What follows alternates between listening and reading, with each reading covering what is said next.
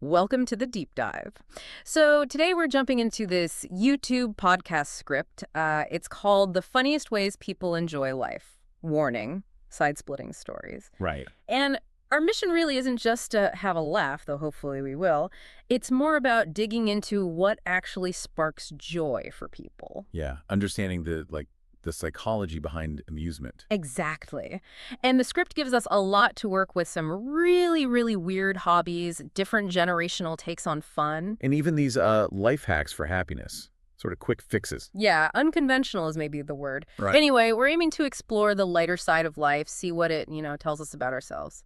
It's fascinating how broad the idea of enjoyment is in the script. Yeah. You got these really structured, odd things, but also just like spontaneous silliness. Totally. It shows how subjective fun is, doesn't it? Absolutely. It's not one size fits all. Okay, so let's start with those strange but true enjoyments.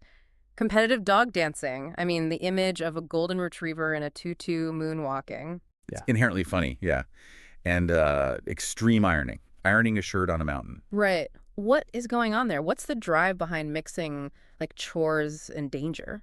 Well, I think these kinds of things, the dog dancing, the ironing, they really tap into this basic human need for novelty, Yeah. standing out. Breaking the routine. Exactly. Yeah. And maybe pushing your own boundaries in unexpected ways. It's about mastery, too, I think, self-expression. Yeah, okay. And there's a performance side, too, surely. Like, with the dog dancing, the audience reaction must be part of it. That sheer unexpectedness. Oh, definitely. And maybe the ironing, too. Yeah. That visual contrast, pristine shirt, epic landscape.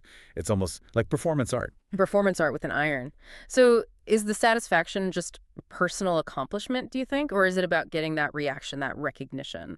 Probably a mix. The challenge is huge, obviously. But yeah, the spectacle suggests wanting to share something unique, maybe get a reaction. Make people go, wow. Or maybe just, huh. Right. It becomes part of who you are, maybe. A way to say, yeah, I iron on mountains. That's my joy. Even if it's weird. Okay, so from the weird to the maybe more relatable, the script talks about when fun goes wrong. Yes, the funny failures. Yeah, asking for stories. And the host shares one about a pretty disastrous salsa dancing date, ends with a sprained ankle. And getting ghosted. But then the crutches go viral on TikTok. Exactly. There's something about finding the humor in our own, messes, isn't there? Oh, absolutely. This bit really shows how laughing at shared failures connects us. It validates that we're all kind of clumsy humans sometimes. Yeah. The host's story, it's a personal bummer, right? Mm-hmm. But it turns into this shared online laugh. It shows how we can reframe things. Find the absurdity in it. Bond over it. That mix of romantic flop and social media win feels so now. And why do these fail stories hit home so much? Is it just empathy? I think so, yeah. We've all been there, haven't we? Plans blowing up in our faces. Oh, definitely. So seeing someone else own their awkward moment, laugh about it, it makes our own stumbles feel less, isolating. It normalizes the messiness of trying to have a good time. Yeah, that makes sense. Okay, so then the script kind of shifts gears to look at fun through a generational lens. Right, the different perspectives. We get Gen Z doing quiet luxury on TikTok, like artistically staring at walls. Which is interesting. A contrast, definitely. And then boomers talking about just going outside as the peak of fun. That nostalgia for simpler times, maybe? And millennials just tired, so tired from Zoom meetings. Zoom fatigue as a barrier to fun. It's quite a snapshot, isn't it? It really is. These viewpoints, they show how much society and, technology shape what we even consider fun, right? Absolutely. That Gen Z quiet luxury thing. Maybe it's a reaction against the constant noise online.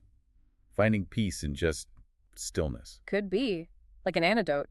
And the boomer go outside thing, it points to a time when fun was maybe more physical, more community-based, less mediated by screens. Yeah, the environment definitely plays a huge role. And the millennial Zoom fatigue, Yeah. well, that's directly tied to our always-on work-from-anywhere culture. Blurring the lines. Exactly. Making it harder to switch off and just enjoy things. Now, these are stereotypes in the script, obviously, Sure, broad strokes. but they do point to real cultural shifts, influencing how we find or even seek enjoyment.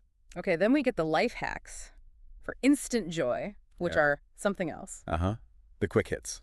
Like texting your mom, I'm pregnant, as a joke. Risky. That one feels edgy. Yeah, definitely plays with fire.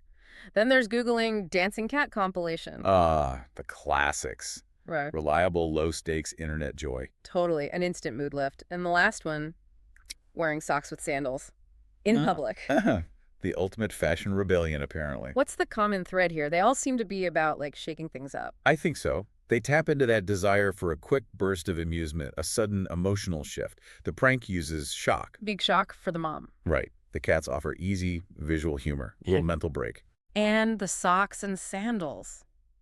That's about deliberately breaking a social norm, isn't it? Yeah, maybe just for your own amusement or to get a tiny reaction. It's like playful defiance, low-stakes rebellion. It's interesting they're all a disruption, shock, silliness, or just slightly awkward fashion. It does point back to that need for novelty, breaking the routine.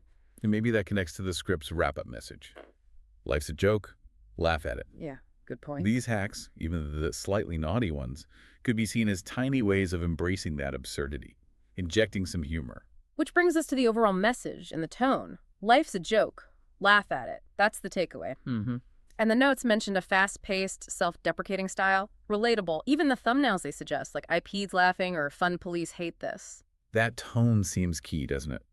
The self-deprecation makes it feel like we're all in on the joke. It lowers the barrier, makes the weird stuff feel less... Weird. Yeah, less judgmental. And the fast pace fits with the online world, the instant gratification vibe of some of the hacks. And those thumbnails, pure clickbait, but fun clickbait. Hyperbole, grabbing attention. Promising something a bit outrageous, maybe a little anti-establishment. Fun police hate this. Exactly. It's playing into that online style, that need to cut through the noise with something, loud and irreverent. So wrapping up this deep dive, we've covered a lot. Strange hobbies, laughing at ourselves, generational gaps in fun, those creative serotonin boosters. Yeah, and what's really striking is just how varied it all is. But underneath, it's all about this fundamental human drive for positive feelings, right? Connection, novelty, achievement. Or just the simple laugh. And the way we find enjoyment, that keeps changing, influenced by everything around us. It really gets you thinking about that balance, doesn't it? Between seeking, like, deep, meaningful happiness. And just finding the fun in the small, silly, everyday stuff. How do all these examples, from the extreme ironing to the dancing cats, reflect how we individually and, like, collectively try to find some lightheartedness, especially when the world feels pretty serious? And that leads to a final thought maybe for you listening. When was the last time you tried to have fun and it just went spectacularly, hilariously wrong? Or what's your personal version of artistically staring at a wall? That unexpected little thing that brings you a moment of simple joy. Thinking about that, your own relationship with fun. Yeah.